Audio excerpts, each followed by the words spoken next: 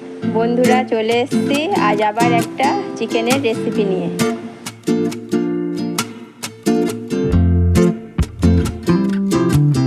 আমি মাংসটাকে ম্যারিনেট করে নেব। দিয়ে দিচ্ছি পরিমাণ মতো নুন,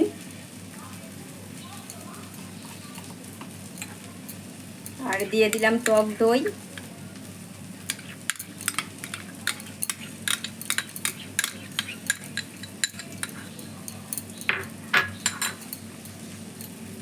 দিয়ে দিচ্ছি সর্ষের তেল,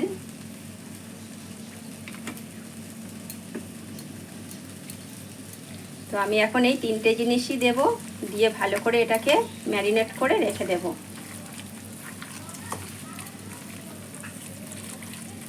মাংসটা আমার ভালো করে ম্যারিনেট করা হয়ে গেছে। এবার আমি 1 ঘন্টার জন্য এটাকে ঢেকে রাখবো।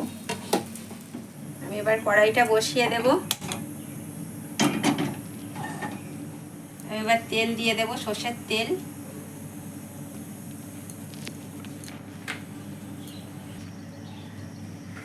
তেলটা গরম হয়ে গেছে, আমি এবার আলুটা দিয়ে দেব। মাংসতে দেওয়ার জন্য আলুটা তুলে নেব।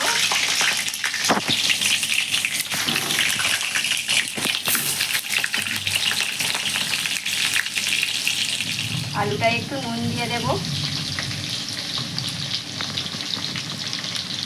একটু হলুদ দিয়ে দেব।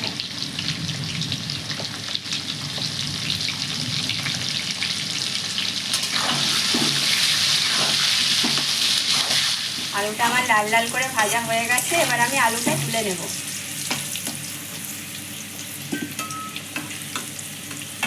আলুটা তুলে নিলাম।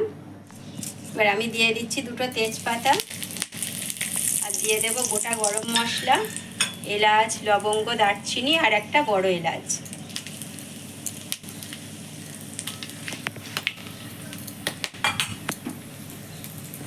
পেঁয়াজটা দিয়ে দেব।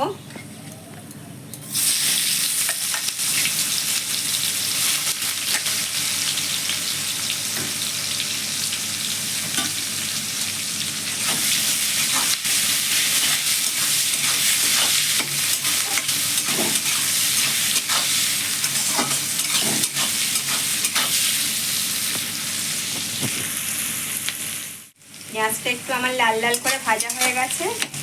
এবার আমি একটু কাঁচা লঙ্কা দিয়ে দেব।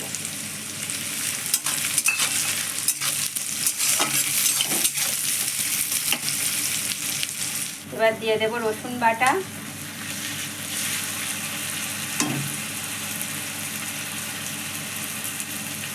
আর দিয়ে দিচ্ছি আদা বাটা।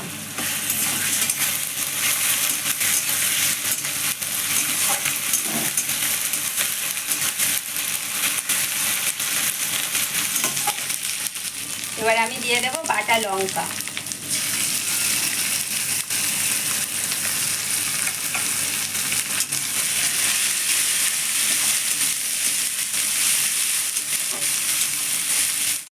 মশলাটা আমার ভালো করে ভাজা হয়ে গেছে।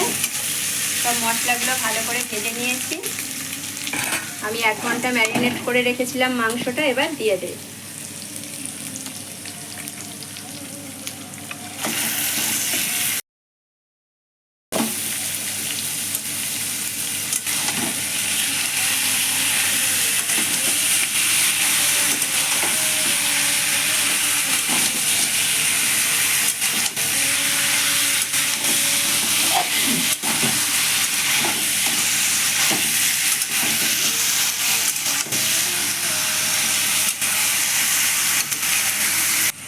মাংসটা আমি ভালো করে কষিয়ে নেব।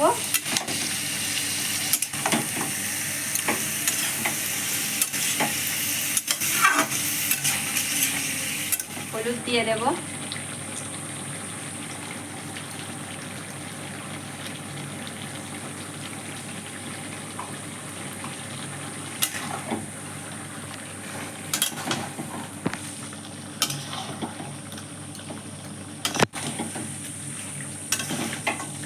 মাংসটা থেকে অনেক জল ছেড়েছে। আমি এরকমভাবে ভালো করে কষিয়ে নেব।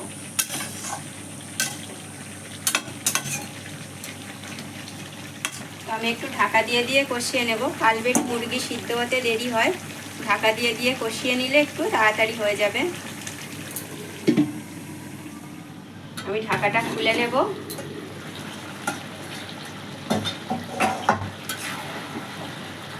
দেখুন কতটা জল বেরিয়েছে।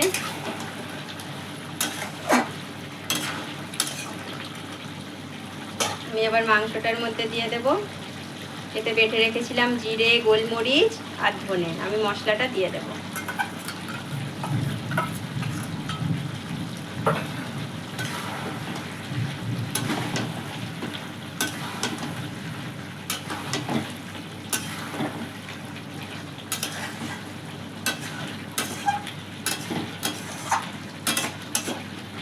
আবার একটু ঢাকা দিয়ে দেব। আমি ঢাকাটা খুলে নেব।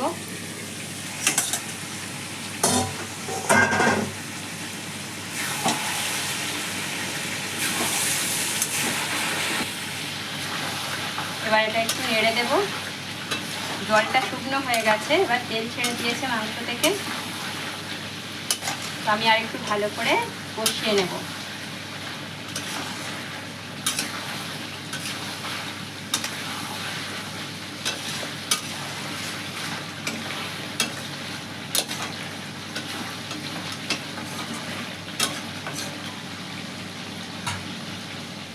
মাংসটা ভালো করে কষানো হয়ে গেছে। আমি এবার জল দিয়ে দেব। জলটা দিয়ে দেব।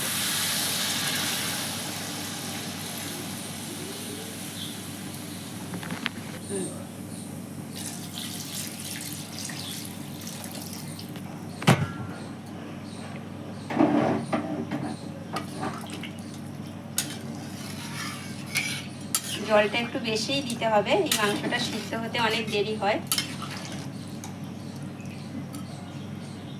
আমি এবার ভেজে রাখা আলুগুলোকে দিয়ে দেব।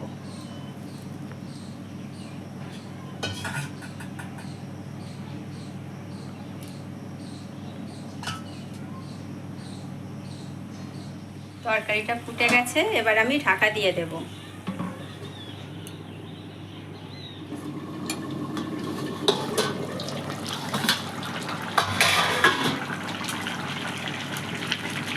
মাংসটা আমার হয়ে গেছে। 1 ঘন্টা ধরে ফুটিয়ে নিয়েছি, ভালো সিদ্ধ হয়ে গেছে। এবার আমি গরম মশলাটা দিয়ে দেব।